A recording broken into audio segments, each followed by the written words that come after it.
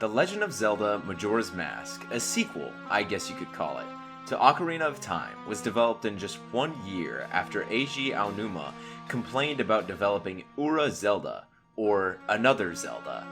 Another Zelda soon became what we know as The Legend of Zelda Master Quest, with different item locations and mirrored dungeons. It's no wonder Aonuma was bored developing Ura Zelda, as nothing really was changed but the location of a few items. Shigeru Miyamoto then challenged Aonuma to create a sequel to Ocarina of Time in 1 year, and thus, Majora's Mask was born. Majora's Mask is my favorite Zelda game, even more so than Breath of the Wild, and this is mainly due to its dark nature. This game is by far the darkest Zelda game. Get out of here, Twilight Princess. Today, we're going to be taking a look at Majora's Mask, and why it was the darkest Zelda game of them all, incorporating many dark themes for a company that was mostly family-friendly. The premise goes like this. Link journeys to a land called Termina in search of Navi, who went her separate way at the end of Ocarina of Time. While searching for her, he's assaulted in a forest by 2 fairies and an imp with a mask on. The imp steals his ocarina, as well as Link's horse Epona, so Link gives chase. The imp turns out to be too powerful, and turns Link into a Deku Scrub, with the power of Majora's Mask. Now, let's talk about this for a second. The hero of Hyrule, who once saved Princess Zelda and defeated Ganondorf, the King of Evil, reduced to nothing but a whimpering scrub by the imp. I thought I was gonna kick his ass! I mean, Link came from being a total badass to being reduced to just this thing. Regardless, one of the fairies, Tattle, is left with Link as the imp leaves her behind, and the two must work together to bring the imp down and take back Majora's Mask. A creepy mask salesman who, by the way, scared me so freaking bad as a kid, soon sends you on your way and off you go on your adventure. But before you can accomplish anything, Link needs to become Link again. Majora's Mask's first 2 hours are literally you playing as a Deku Scrub. It's honestly pretty humiliating, and you feel helpless during this period of the game. The guards won't let you leave town, no one takes you seriously because you're a Deku Scrub, and even the bombers lament that if only you were human, they would let you join their group. As the player, these factors built animosity toward the imp for me. I was ready to get my body back, find Epona, and make things right. Not to mention, the game gives zero guidance as to what to do in the beginning. As a kid, things were pretty hard to figure out starting out. Keep in mind, you're also on a time limit, so if you don't figure it out, well...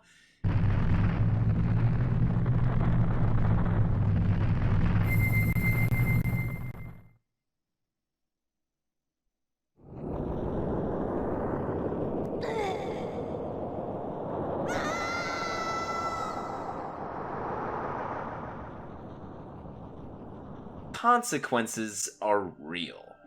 All of Termina is doomed if you don't succeed. In Ocarina of Time, the same goes for Hyrule, but I mean, Jesus Christ, there wasn't a cutscene of a moon annihilating all life on Hyrule, now was there? At one point, you must go to the Astral Observatory to obtain a Moon's Tear in order to be able to actually reach the clock tower, while looking around, using the telescope and gazing at the moon, seeing the stars. You can see Skull Kid dancing and teasing you from on top of the clock tower. He even slaps his booty at one point in jest.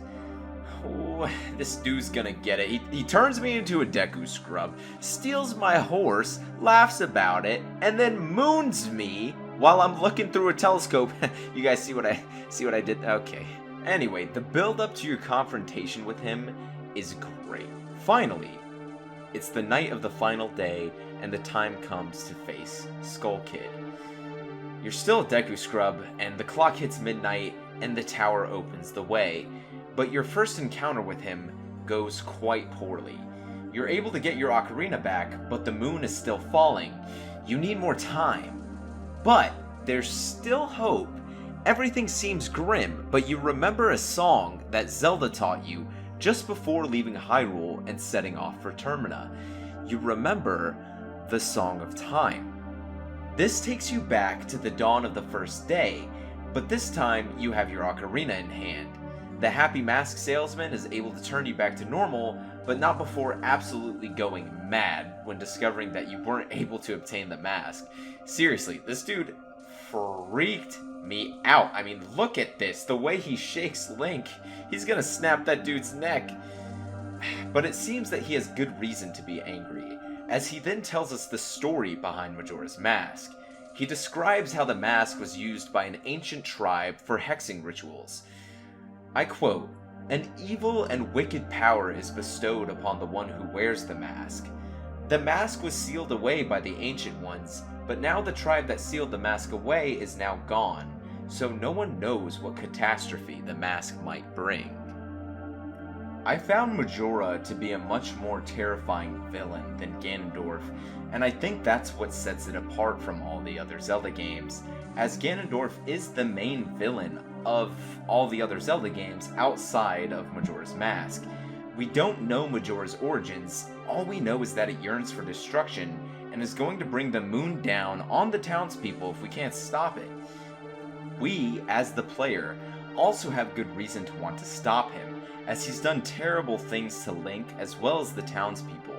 It's not just Majora that sets the game's dark atmosphere, though. Now, I want to get into how the 3-day mechanic works in Majora's Mask, as I think this is a big part of why the dark atmosphere in the game is done so well. Time is an integral part of Majora's Mask as a whole, as well as for the residents of Termina. Everyone is on a schedule, and as you learn more about the town and its people, you become more accustomed to the way things work and are easily able to find people at certain times on certain days the more you rewind time and explore the town. I also love how the mechanic is intertwined with the story, as at the end of the 3 in-game days, the moon will fall. So you need to complete dungeons and side quests within that allotted time, and then rewind time as much as you need to, so you can eventually be prepared to face Skull Kid. This helps the player feel a real sense of urgency at times, as I know getting all the fairies in a dungeon while also completing the dungeon can be cutting your allotted time pretty close, as if you rewind time before finishing the dungeon or obtaining all the fairies in one go, and then afterward releasing them into the respective fairy fountain, which is all very time consuming, that progress is lost. I can't really think of any other game that deals with time as well as this game did. It was just so unique and so interesting. Outside of the 3-day time mechanic, there's also the townspeople, who are constantly bickering about whether or not the moon is going to fall, with each day becoming more and more convincing as more and more people begin to disappear from the town. This becomes especially eerie as you begin to learn people's schedules and can't find people at their usual spot. The town music becomes faster and faster, being the fastest on the 3rd day. On the night of the final day, there's virtually no one in town save for one man who exclaims that everyone is a coward and for the moon to fall if it's going to fall already. Another great way the game sets up its dark atmosphere was Majora turning Kafei into a child, right before he was to be wed to Anju. Kafei is so ashamed of this new form that he shuts himself away. Anju is saddened and thinks that Kafei has left her. After completing the Anju and Kafei mask quest, the two wait for death together as they complete their wedding ceremony. Over at Romani Ranch, aliens invade the ranch at night and will abduct both the cows and Romani if you fail. It plays this eerie music as you run around defending the ranch. Romani's sister needs to deliver milk to the city, but bandits come chasing after her attempting to rob the milk, and you need to keep them off her tail. Throughout the 3-day cycle at Romani Ranch, Romani asks Cremia if she can drink the ranch milk, which is essentially the equivalent of alcohol in this game. I mean, there's even a milk bar in town, for God's sake, that you're not allowed in because you're too young. Anyway, Cremia continuously tells her that she can drink Chateau Romani when she's older. On the final day, she tells her she's finally become an adult and is going to allow her to drink the Chateau Romani, and also tells Romani to sleep with her that night. Why the sudden change in heart? Well, it's so they can die a peaceful death together, as Cremia believes the moon is going to fall and kill them both. And that's not all.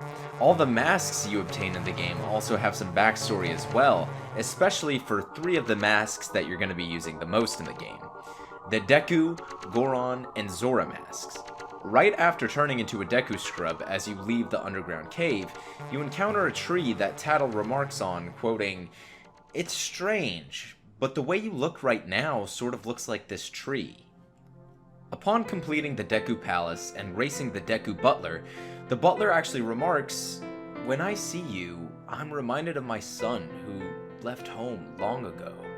In the end credits, you can see the Deku Butler trembling before the tree as he's discovered his son's fate. Majora used his powers to transform Link using the Deku Butler's son as a catalyst, killing him in the process. The Zora and Goron masks also have similar backstory, with both souls originally belonging to heroes among the Zora and Goron tribes who died attempting to save their people from the wrongs that plagued Termina due to Skull Kid's mischief. Darmani was the hero of the Goron tribe, and Mikao was the hero of the Zora.